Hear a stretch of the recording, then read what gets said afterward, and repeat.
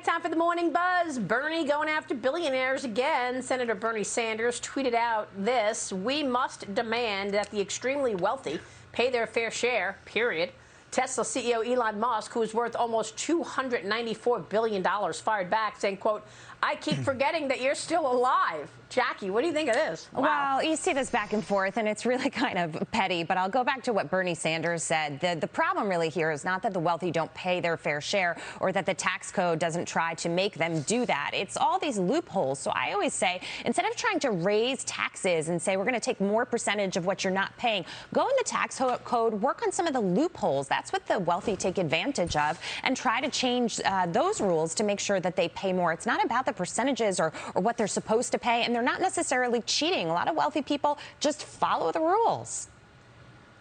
That's absolutely right. And Brian, they're putting another loophole in there in this massive social spending bill by putting the SALT deduction higher than where it is right now. Why are we allowed? I mean, look, if you are going to pay all of that money in taxes on a state level, that means you must be making $1 million. Yeah. So what they're doing by raising the SALT deduction cap is pretty much giving a giveaway to millionaires and billionaires in the high tax states like New York and New Jersey.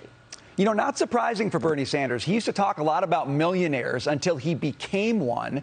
And then he started talking about billionaires. The truth is, I'm all too aware that Bernie Sanders is still around. All of his policies are dominating this administration. He is everywhere, and the only thing he ever has to say is he wants to take someone else's money and give it to himself so he can figure out how to spend it. That is his policy. That's every tweet. I'm glad Elon Musk is going after him, frankly, but I wish Bernie Sanders would recede in the background. But right now, he has the initiative in this country. He's running the show on fiscal matters, on budget matters, and we are all paying for it. There's no doubt about it. He sure is. It's his budget that they're driving for sure.